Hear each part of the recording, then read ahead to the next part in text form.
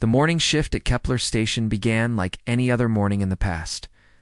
6 months since Captain Sarah Chen had arrived for her assignment as diplomatic security officer, the massive space station rotated slowly above the gas giant Kepler 442, its rings glittering with ice crystals that caught the light from the distant star. Sarah walked through the main promenade, where dozens of alien species mingled in the careful dance of interstellar commerce. The Thravians, with their insectoid bodies, clicked and chittered as they examined textile displays. The massive Karathi lumbered past on 4 legs while their trunk-like appendages selected fresh produce from the hydroponic vendors. Crystalline Zanari hummed at frequencies that made the translators crackle with static. Sarah nodded to her partner Thravik, stood near the central fountain watching the crowds with his compound eyes. He was a Thravian himself with deep blue carapace and the kind of patient, his demeanor that made him perfect for security work. Quiet morning, Sarah said as she approached him. Thravik mandibles clicked, and what she had learned was amusement. You humans always say this and then something happens. He replied through his translator, that is called tempting fate in your culture, is it not? Sarah laughed and was about to respond when the station alarms began their wailing cry. Her hand went immediately to her sidearm, while Thravik's antennae shot straight up in alarm.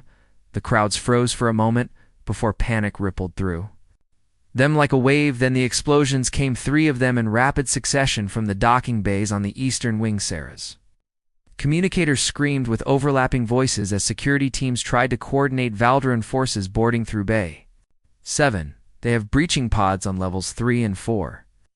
All units respond to the transmission cutoff in a burst of static. Sarah was already running toward the nearest emergency station with Thravik close behind her. She pulled out riot shields and stun weapons from the locker while her mind raced through threat assessments. The Valdaran Consortium had been making aggressive moves in this sector for months, but this was the first direct military action against a neutral station. Why would they attack here? Thravik asked as they moved toward the eastern corridor. This station is protected by Council treaty. Oh. Maybe they don't care about treaties anymore, Sarah said grimly. They rounded a corner and saw the first refugees streaming toward them, a group of Zanari children shepherded by their teacher, who was frantically trying to keep them together. Behind them came more civilians running in blind panic. Sarah grabbed a Karathi merchant who was stampeding past. What happened back there? She demanded. The massive alien's eyes were wide with terror gas. He stammered in broken, universal purple gas everywhere, and the Valdaran just walked through it while everyone else fell down. Sarah felt her blood run cold. Fear gas. She had heard the reports from other worlds where the Valdaran had deployed their newest weapon. It was a neurochemical agent that triggered the deepest primal fears in most species. Victims collapsed into catatonic states, or ran mindlessly until they died from exhaustion or their hearts simply gave out from terror. It was the weapon that had allowed the Valdaran to conquer 6 worlds in the past year. We need to evacuate this section, Thravik said urgently. If they have deployed fear gas, we cannot fight them. Sarah was about to agree when she saw the purple mist beginning to seep around the corner ahead. Rolled along the floor like something alive and hungry. The few remaining stragglers who saw it screamed and turned to flee. Thravik grabbed Sarah's arm. We must go now, he insisted, but Sarah was staring at the gas with a strange expression on her face. Of her mind was screaming at her to run like every instinct demanded. But another part of her was calculating and analyzing. The Valdaran would expect everyone to flee. They would expect empty corridors and helpless victims. What if someone could move through that gas? What if someone could function inside it? Did the civilians? To the safe zones, Sarah told Thravik. I'm going to buy you some time, Sarah. No. Thravik's translator crackled with distress. The fear gas will kill you, or worse. Maybe, Sarah said, and she felt that familiar tightness in her chest that came before action. Or maybe humans are different. She had survived things that should have broken Hera. Childhood in the wasteland cities of old Earth, where danger was a constant. Companion military service in the frontier wars, where she had learned that fear was just another piece of data to process. Therapy sessions, where doctors had told her that her fear response was wired differently than most people were. Others froze or fled, She had always felt the urge to attack the gas reached her boots and began to rise. Sarah took a deep breath and stepped forward into the purple cloud. The effect was immediate and overwhelming, her vision filled with nightmares. She saw herself back in the burning ruins of her childhood home, with the screams of her family echoing in her ears. She saw the faces of soldiers she had failed to save during the war. She saw every failure and every loss and every dark moment of her life parading before her eyes in vivid detail. Her heart hammered in her chest, and adrenaline flooded her system. For a moment she thought she would break, but then something else kicked in, an old familiar response that had kept her alive through every hell she had ever walked through. The fear transformed into something else, into focus, into anger, into cold, precise determination.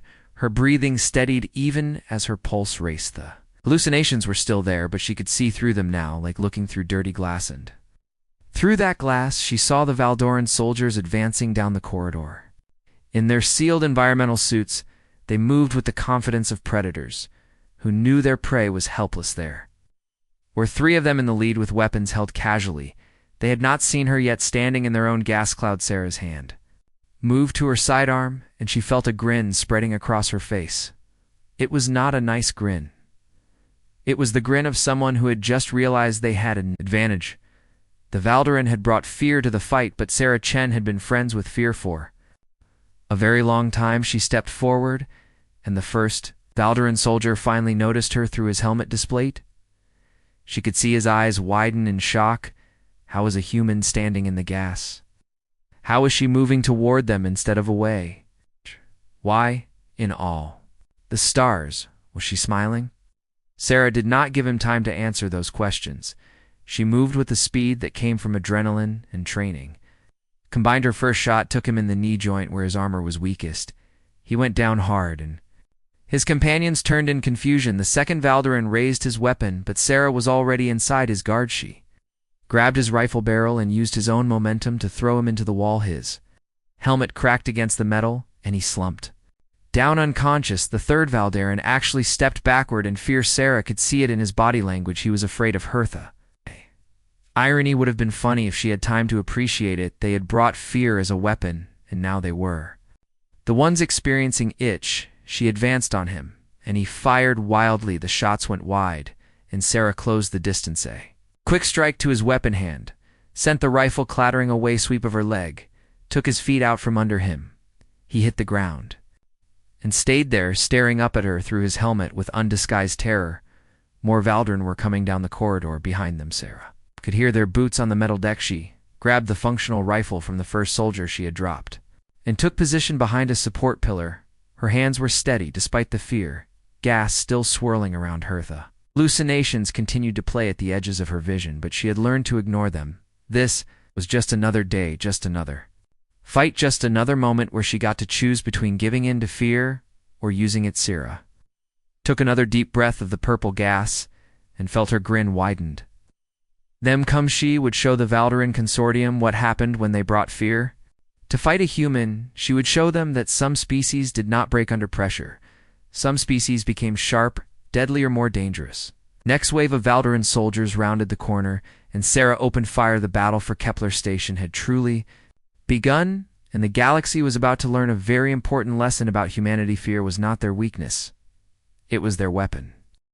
The medical bay on Kepler Station had become the center of intense scientific interest in the 3 days following the Valdoran attack. Sarah sat on an examination table while a team of alien doctors ran their scanners over her for what felt like the 100th time. Dr. Kelvin was a Xanary, whose crystalline body refracted the light into rainbow patterns across the walls. His voice came through the translator with a tone of perpetual amazement. Your neurological readings continue to defy our understanding, he said while studying the holographic display of Sarah's brain activity. When exposed to fear gas compounds, your amygdala shows hyperactivity as expected, but instead of triggering a freeze or flight response, it activates your prefrontal cortex and increases blood flow to motor control centers. Sarah watched the pretty lights on the scanner and tried not to be bored. She had heard variations of this speech from every doctor who had examined her. So my brain is wired weird, she said. We established that already. Weird is not the correct term. Dr. Kelvin corrected alien might be more appropriate, and I mean that in the original sense of the word.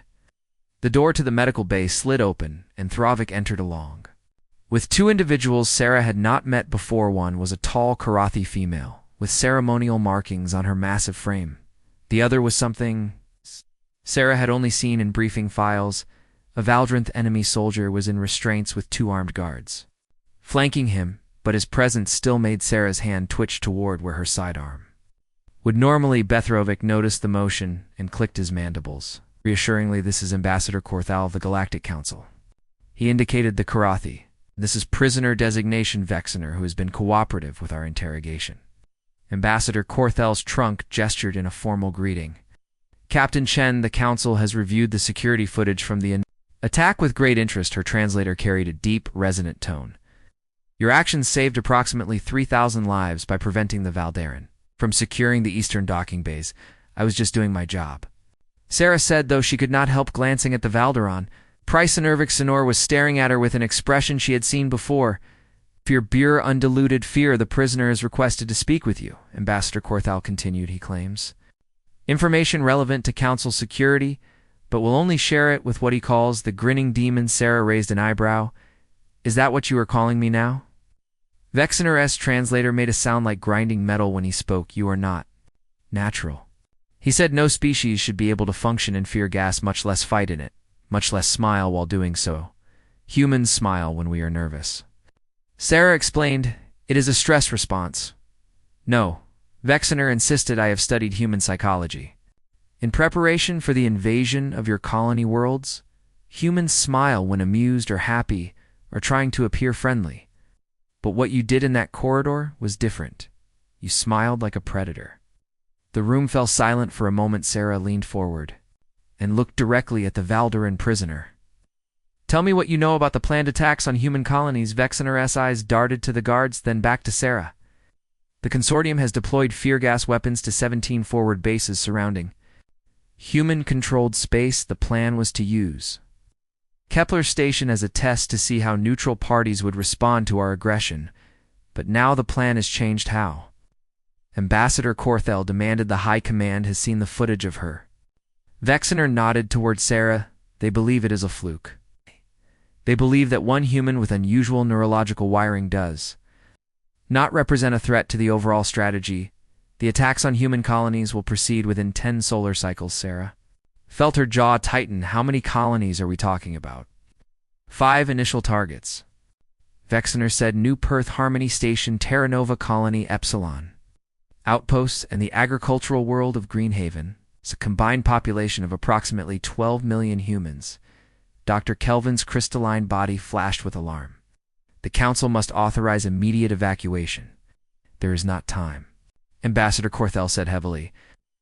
Even if we began now, we could not evacuate 12 million people in 10 cycles. Sarah stood up from the examination table.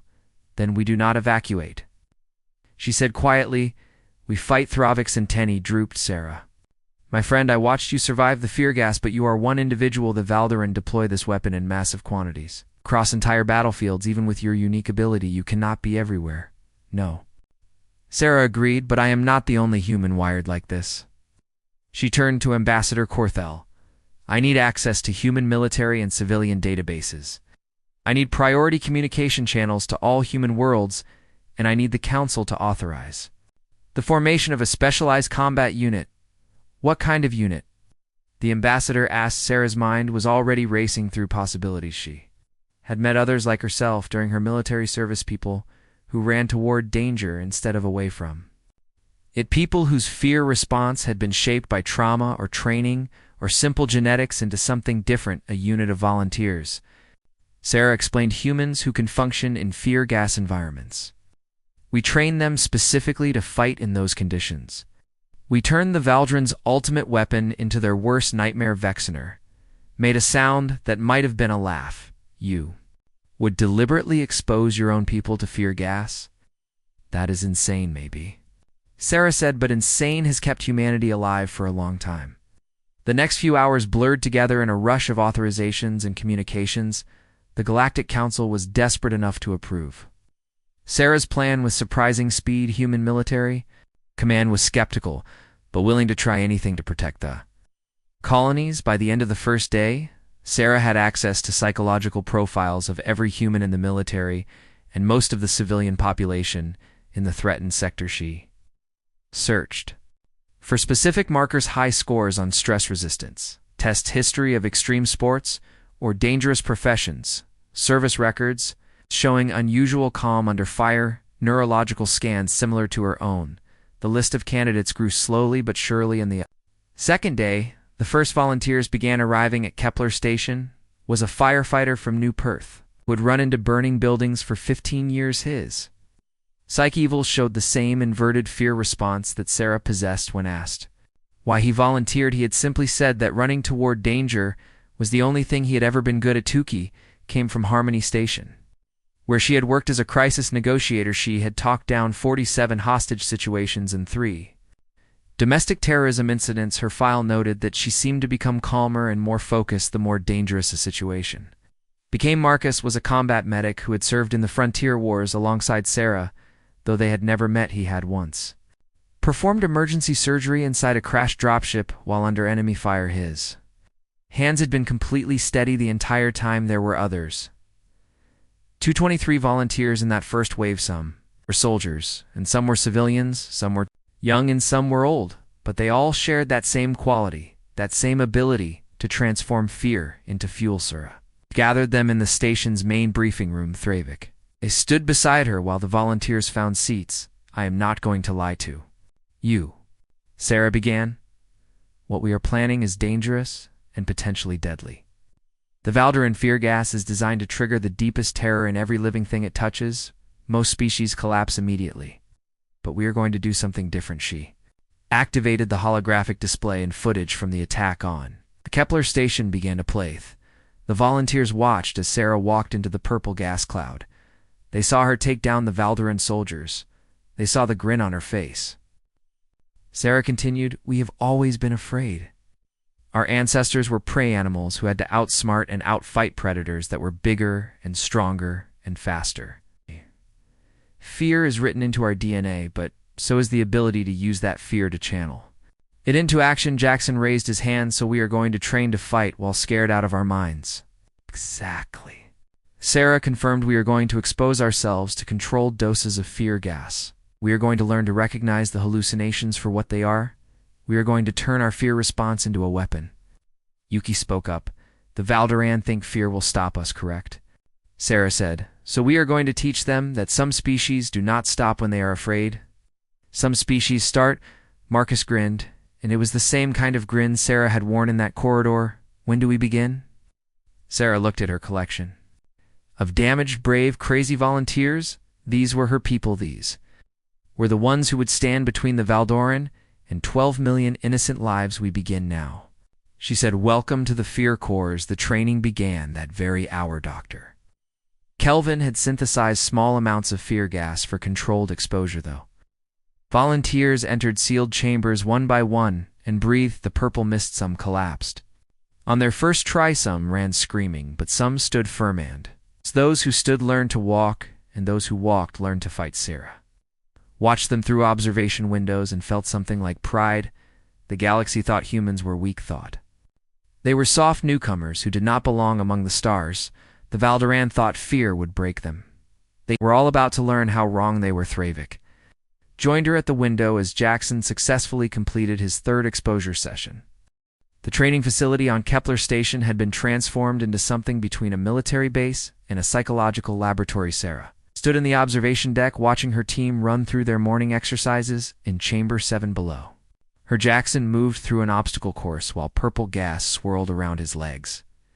His face was locked in concentration as he navigated barriers and targets. The fear gas was at 20% concentration, enough to trigger hallucinations, but not enough to be lethal. Through the speakers, Sarah could hear his breathing steady and controlled, despite whatever horrors he was seeing target acquired.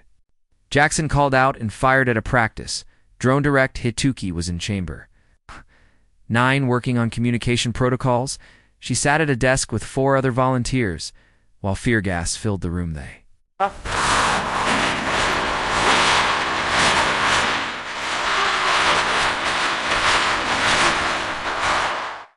were practicing coordinating tactical responses. While experiencing active terror, it sounded like chaos at first, voices overlapping and people talking over each other, but slowly patterns emerged. They were learning to cut through the noise and the fear to focus on what mattered. Marcus had set up a medical bay simulation in Chamber 12. He was teaching the other combat medics how to perform emergency procedures while the gas affected their vision and judgment. Sarah watched him guide a volunteer through inserting an IV line while both of them shook from adrenaline. The volunteer missed the vein twice before finally succeeding. Good. Marcus said calmly, "Now, do it again." Thravik approached Sarah with a data pad. His mandibles were clicking, and what she had learned meant concern. "The psychological evaluations are troubling," he said. "3 volunteers have requested to leave the program. They cite nightmares and anxiety attacks." Sarah nodded. Slowly, she had expected this. "Let them go," she said. "This is volunteer only. No one stays who does not want to be here." "But that brings our total numbers to 37, Thravik pointed out. "The Valderon typically deploy in battalions of 500 soldiers. How can 37 humans hope to make a difference?" "By being in the places where it matters most," Sarah explained. "We are not going to fight the Valderon head-on. We are going to use their own tactics against them." She pulled up a tactical map of New Perth on the holographic display. The colony world rotated slowly, showing population centers. In strategic locations, the Valderon strategy relies on deploying fear gas to create panic and paralysis. Sarah continued. Then they send in ground forces to occupy key locations, while everyone is helpless. What if we deny them those key locations? Thravik's antennae perked up. "You would position your teams at strategic sites before the attack." "Exactly." Sarah confirmed. "Power stations, communication hubs, evacuation centers. When the Valderon deploy their gas, they will find humans already there waiting for them, and those humans will not be paralyzed." A notification chimed on the datapad. Dr. Kelvin was requesting Sarah's presence in the research lab. She found the crystalline scientists surrounded by holographic chemical formulas. "Captain Chen, I believe we have made a breakthrough," he announced. His body pulsed with excited light. "We have been analyzing your gear and equipment from the attack, specifically your breathing apparatus." He gestured to a workbench where a sleek mask socket looked like a standard rebreather, but with modifications Sarah did not recognize. "We cannot make fear gas harmless to humans," Dr. Kelvin explained, "but we can extend your operational time inside concentrated clouds. This enhanced filter system will allow you to breathe more easily while still receiving enough gas exposure to maintain your heightened." Picked up the mask and examined it. It was lighter than the standard issue equipment. "How long can someone operate with this?" "Our models suggest up to 4 hours in heavy concentration," Dr. Kelvin said. "Compared to the 20 minutes you managed during the attack, that is a significant improvement." Sarah smiled. "How many can you produce?" "Enough for your entire team within 3 solar cycles." The next few days passed in a blur of training and preparation. The volunteers pushed themselves harder than Sarah had expected. They ran drills until they collapsed. They exposed themselves to fear gas until the hallucinations became almost familiar. They learned to fight and communicate and think while their instincts screamed at them. Tufley Jackson became the team's close combat specialist. Moved through the gas like a dancer with precise, controlled violence. His background as a firefighter had taught him to navigate through obscured vision in dangerous environments.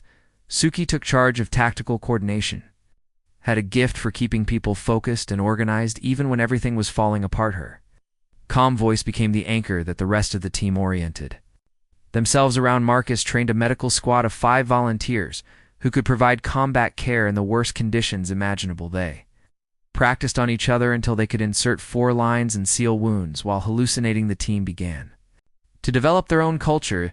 They called themselves the Fear Corps officially, but among themselves they had other names.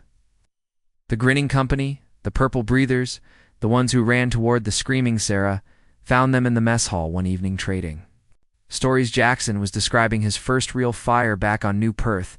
The building was coming down around us, he said, and I remember thinking, this is it. I am going to die here.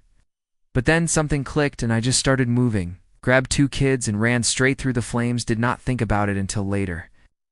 Yuki nodded in recognition. I had a hostage situation once. She shared. Guy had a dead man's switch wired to enough explosives to level a city block.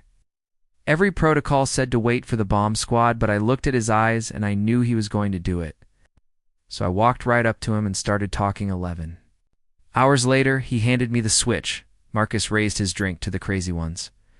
He said. The others echoed the toast. Sarah watched them and felt that familiar tightness in her chest. The Z's. People were going to run toward hell itself, and they were doing it willingly. Priority message came through on her communicator ambassador. Korthal was requesting an urgent meeting. Sarah found the Korathai in the council chambers, along with a gathering of military leaders. Holographic displays showed real-time intelligence feeds from the border regions. The Valderan are moving faster than expected. Ambassador Korthal announced our scouts report fleet movements toward New Perth. We estimate they will be in position to attack within 2 solar cycles to cycles. Sierra had hoped for more time. Is the Fear Corps ready to deploy? One of the human admirals asked. Sarah thought about her 37 volunteers, thought about the training they had completed, thought about what they were about to face. Yes. She said, we are ready. The deployment began immediately. The Fear Corps split into teams of 5 or 6 individuals each. Jackson's team would hold the main power station on New Perthukis. Team would secure the primary communications hub. Marcus's medical squad would position themselves at the central evacuation shelter. Sarah kept a rapid response team of 8 for herself to move between hotspots as needed. The transport ship that carried them to New Perth was quiet. The volunteers checked their equipment and reviewed their assignments. Sarah moved through the cabin, making sure everyone understood the plan. Remember, she told them the Valderan expect fear to be a weapon that clears the field. When they deploy the gas, we do not retreat. We advance. We use it as cover. We make them afraid of their own weapon. The ship dropped them at different locations across the colony. Sarah's team took position at the planetary/defense command. Center IT was a fortified bunker built into the side of a mountain. If the Valderan wanted to take New Perth, they would need to control this facility. The waiting was the hardest part. Sarah stood in the command center watching the orbital sensors. The Valderan fleet appeared on the edge of the system. Right on schedule at 37, ships moving in formation toward the colony. All teams check in. Sarah said into her communicator. One by one, the responses came. Jackson's team was in position.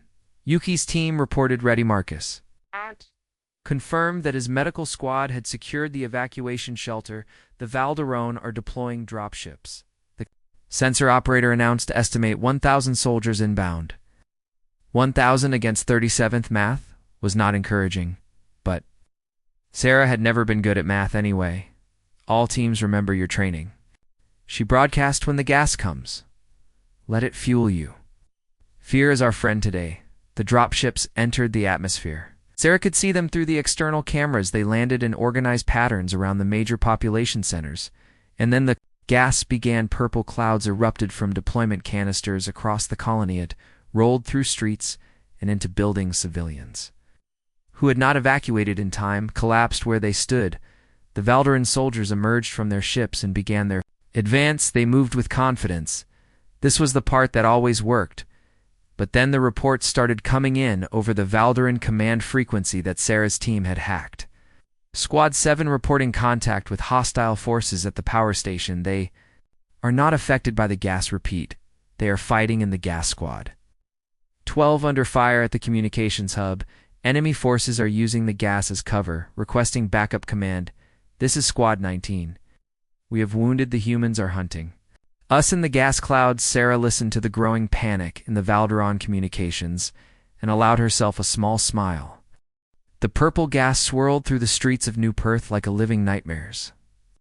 Moved through it with practiced ease while her enhanced breathing mask filtered out the worst of the concentrated toxins while still allowing enough exposure to keep her adrenaline spiking. The hallucinations painted shadows across her vision. She saw buildings collapse and skies burn and faces of the dead reaching for her, but underneath the terror her training held firm. She rounded a corner near the planetary defense bunker and found 6 Valderan soldiers setting up a heavy weapons position. They were focused on the bunker entrance, expecting resistance from inside. They did not expect someone to be moving freely through their own gas cloud. Sarah opened fire. Her first burst took down 2 soldiers before the others even registered the attack. Remaining 4 turned in confusion, trying to locate the threat through the purple haze contact in the gas. One of them shouted into his communicator, "How is that possible?" Sarah did not give them time to figure it out. She moved laterally using the gas as cover exactly as she had trained another burst, and a 3rd soldier went down. The remaining 3 began firing blindly into the cloud rounds sparked off the walls around Sarah, but she was already moving to a new position. She came up behind them and took down the 4th soldier with a precise shot to his back armor joint. The last to finally saw her through the swirling purple missed. One of them actually dropped his weapon, and Rant the other stood frozen, staring at Sarah's face. Through her breathing mask at the grin that was visible even through the transparent visor. Demon, he whispered through his translator. Sarah's weapon barked once and he went down. She grabbed his communicator before moving on. The Valderan command frequency was chaos. Every squad was reporting contact with humans who should not have been able to. Function Squad 3 is pinned at the power station. They are fighting in full gas concentration. Squad 15. We have lost contact with our support units. Enemy forces are using our own gas against us. All units fall back to secondary positions. The humans are not retreating. Sarah smiled as she listened. The Fear Corps was doing exactly what they had been trained to do. We're turning the Valderan's ultimate weapon into a hunting ground. She reached the command bunker entrance and found her team holding position. Lieutenant Hayes gave her a quick nod. Perimeter is secure, Captain. We have taken down 23 Valderan soldiers attempting to breach. No casualties on our side. Good. Sarah said. Status of the other teams. Hayes pulled up the tactical display. Jackson's team at the power station has repelled for assault waves. The Valderan are refusing to enter the building now. They are calling it the Demon's Nest. Yuki's team has the communications hub locked down. She reports that Valderan forces attempted one assault, then withdrew entirely from that. Sector Marcus's medical squad is holding the evacuation shelter. They have been treating wounded civilians while fighting off Valderan patrols. He says, "It is just like old times." Sarah studied the map. Valderan had expected to occupy these locations within the first hour of the attack. Instead, they were being pushed back by forces they could not comprehend. That Valderan commander is going to try something desperate soon. Sarah observed he cannot afford to fail here.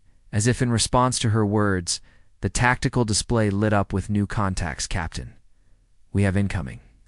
Hayes reported Valderan dropships converging on all our positions. They are deploying everything. They have left. Sarah watched the red markers multiply on the screen. This was it, though. Valderan's final push. All teams, this is Sarah. She broadcast on the Fear Corps frequency: heavy assault and bound. Remember your training. Fear is fuel, use it. The responses came back one by one. Jackson's voice was steady despite the sound of weapons fire in the background. Understood. Captain, let them. Kamuki sounded almost excited. We have been waiting for a real fight. Marcus was calm as always. Medical team is ready.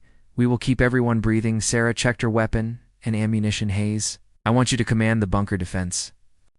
Am going out there. Hayes looked at her in surprise. Captain, that is suicide.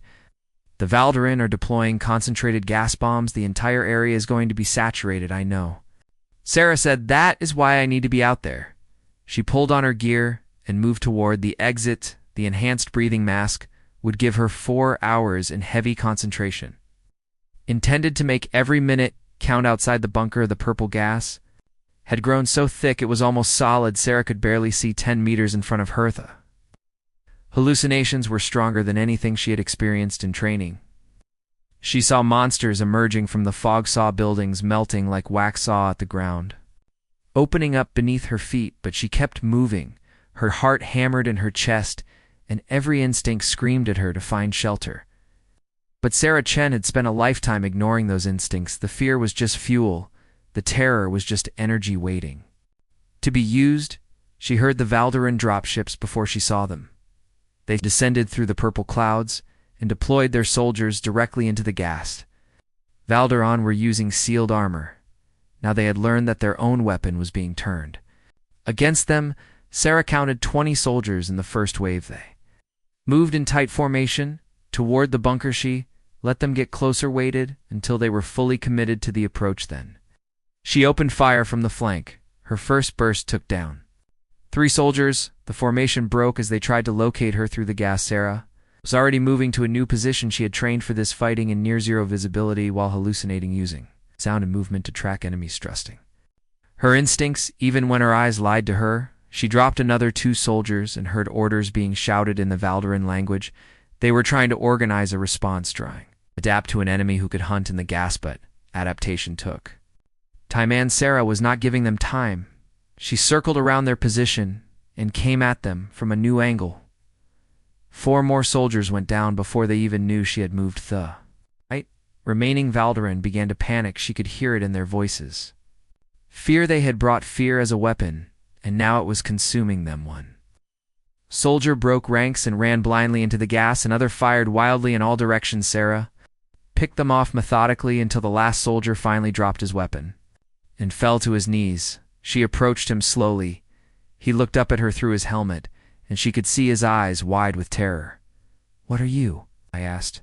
Through his translator, Sarah thought about the question. She thought about all the training and the hallucinations and the fear. She thought about Jackson running into burning buildings and Yuki talking down desperate hostage takers.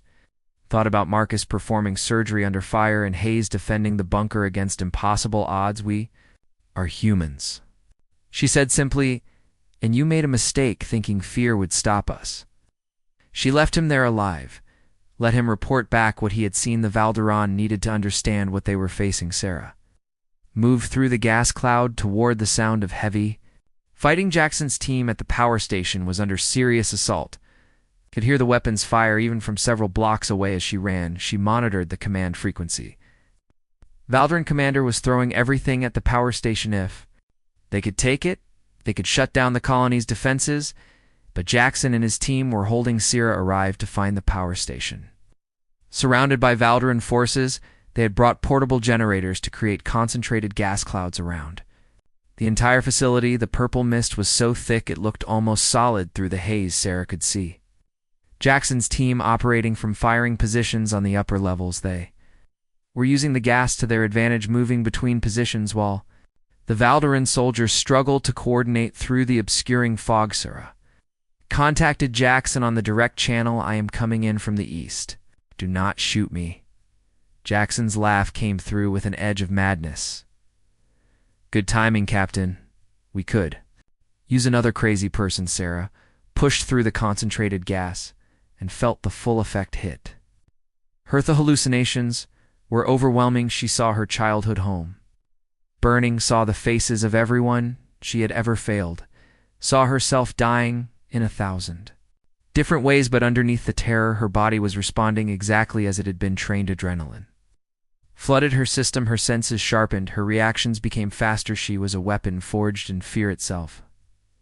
Sarah the power station entrance and found 2 of Jackson's team members holding the door. They grinned when they saw her. That same grinned, the one that said, "We are terrified, but we are still here. The Valdaran commander is in that command vehicle." One of them pointed to a heavily armored transport.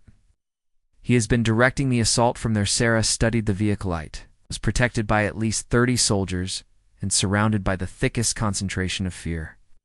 "Any sane person would avoid it. Cover me," Sarah said, and walked directly toward us. She moved through the purple cloud like a ghost. The Valdaran soldiers were facing outward, watching for attacks from the power station. They did not expect someone to be walking through the heart of their formation. Sarah reached the command vehicle and placed a breaching charge on the main hatch. The explosion was muffled by the gas, but still loud enough to alert everyone. Sarah entered the vehicle before the smoke cleared inside. "Oh, bitch." She found the Valdaran commander surrounded by his staff officers. They stared at her in shock. The Galactic Council chamber had never been so crowded. Representatives from 47 different species filled the massive hall overlooking the diplomatic quarter of Kepler Station. Sarah stood at the central podium in her dress uniform, while holographic displays showed footage from the Battle of New Perth. The images played on loop, humans moving through purple gas cloud sphere cores, teams holding strategic positions against overwhelming numbers, Valdaran soldiers retreating in disarray. Ambassador Korthal spoke from the raised council platform. Her massive Karathi frame dominated the space. In 5 solar cycles, Captain Sarah Chen and her Fear Corps defended 5 human colonies against Valdaran aggression. Not a single colony fell to Valdaran. Consortium has requested immediate peace negotiations. They've agreed to dismantle their fear gas weapons program. They have withdrawn all forces from human-controlled space. A murmur ran through the assembled delegates. Some sounded imprestos. Sounded concerned. A Thravian representative raised a claw for recognition. This human capability presents new questions for Council security. If humans can function in fear gas, what other weapons might they resist? Sarah stepped forward to address the question. We are not immune to fear gas. She clarified, we experience the same terror as any other species. The difference is in how we respond to that terror. Some humans have learned to use fear as a tool rather than letting it control them. A crystalline Zanari delegate spoke up. How many humans possess this capability? Sarah glanced at the datapad Thravik had provided. Current estimates suggest approximately 3% of the human population has the neurological profile needed for Fear Corps training. That is roughly 400 million individuals across all human-controlled worlds. The chamber erupted in shocked conversation. 400 million. Potential soldiers who could fight in conditions that paralyzed everyone else. The implications were staggering, Ambassador. Korthal raised her trunk for silence. The Council recognizes that this changes the strategic balance in our sector. However, the humans have demonstrated their willingness to use this capability defensively. Captain Chen, what are your intentions regarding the Fear Corps program? Sarah had spent weeks thinking about this question. She had consulted with human military command and civilian leadership. She had talked to every member of the Fear Corps. We are establishing the Fear Corps as a permanent defensive force. Sarah announced volunteers will be trained and stationed across human colonies. Our primary mission is protection of civilian populations. But we are also offering our services to the Galactic Council. Any species facing weapons designed to trigger fear-based paralysis can request Fear Corps assistance. A small furry delegate from the Paxian collective stood up. You would help protect other species, even though this capability gives humans a significant military advantage, Sarah said firmly. Because the alternative is letting bullies like the Valdoran use fear as a weapon against anyone they choose. Humans know what it is like to be afraid.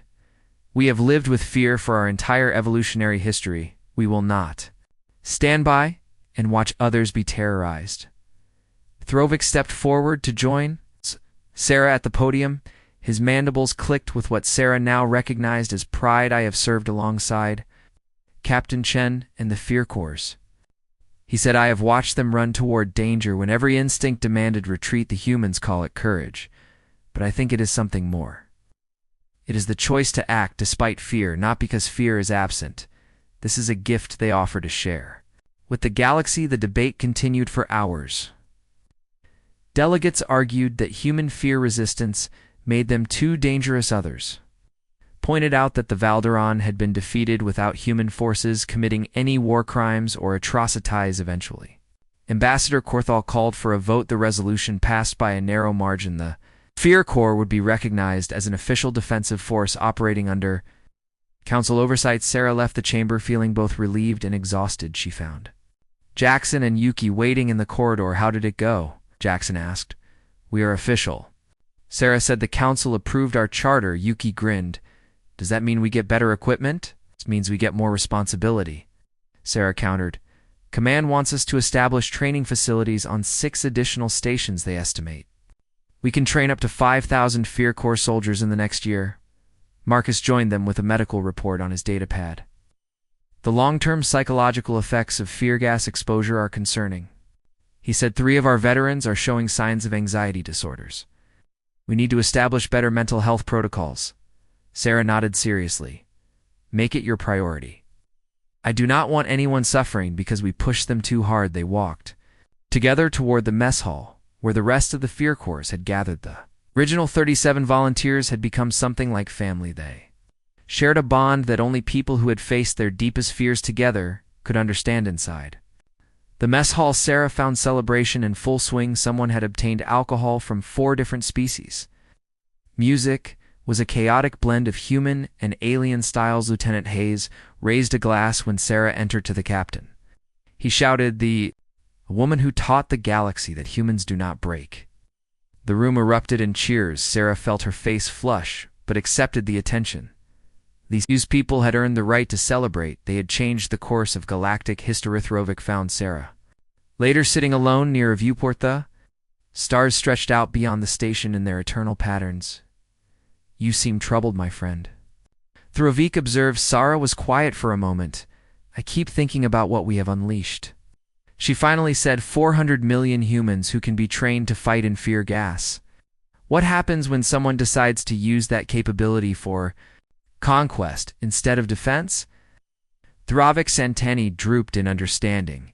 "You fear that you have made humanity too dangerous?" "I fear we have made ourselves into something we do not want to be." Sarah admitted the Valdarin used fear as a weapon, and we stopped them. But now everyone knows that humans can weaponize their own fear. That makes us terrifying, perhaps. Throvik said thoughtfully, "But terror and respect are not the same thing. Could have destroyed the Valdarin forces at New Perth. Instead, you accepted their surrender. You could have demanded conquest rights from the Council. Instead, you offered to protect other species. These choices matter, Sarah. They define what humanity becomes." Sarah watched a transport ship drift past the viewport. "I hope you are right. I hope we can stay true to who we want to be the next morning." Sarah received a priority message from Human Military Command. They wanted her to travel to Earth, to brief the military leadership, to help design a comprehensive Fear Corps training program to become the public face of humanity's newest defensive capability. Sarah accepted the assignment, but requested one condition. She wanted the original 37 volunteers to join her. They had started this together. They would continue it together. The transport to Earth departed 3 days later. Sarah stood on the bridge watching Kepler Station recede behind them. Beside her, Jackson was already planning training exercises for the new recruits. Yuki was designing communication protocols for multi-species operations. Marcus was writing medical guidelines for fear gas exposure therapy. They were taking something terrible and making it into a force for protection. Sarah thought about the Valdarin commander she had captured at New Perth. He had asked her what humans wet. The time she had given a simple answer. But now, after everything they had accomplished, she had a better response. Humans were the species that learned to smile at their nightmares. They were the ones who ran toward the screaming when everyone else ran away. They were the people who took the weapons designed to break them and turned those weapons into tools of defense. They were not fearless. They were something better. They were people who felt fear completely and deeply and then acted anyway. Transport jumped to faster than light speed, and the stars blurred into streams of light. Earth was waiting along with millions of potential volunteers, people who would learn to breathe deep when the fear gas came, people who would grin in the face of terror, people who would stand between the innocent and those who weaponized fear. Sarah pulled up the recruitment speech she had been writing. It needed work, but the core message was clear. Fear is part of being human. She had written, "It has kept us alive through countless generations. But we have learned something that other species have not. We have learned that fear does not have to control us. We can acknowledge our terror and still move forward. We can face our nightmares and still fight back. We can stand in the darkness and still find the strength to protect others." This is what the Fear Corps represents, not fearlessness, but the courage to act. Despite fear, not immunity to terror, but the will to transform it into purpose. We are asking for volunteers, not because this will be easy, but because it is necessary, because somewhere in the galaxy, there are people who need someone to stand between them and the weapons designed to break. Their spirits and humans have always been good at standing in impossible places. Sarah saved the document and looked out at the streaking stars. She thought about all the volunteers who would read her words, all the people who would step forward despite the danger, all the humans who would learn to grin when the fear gas came. Thravik had been right. This was a gift humanity was offering to the galaxy.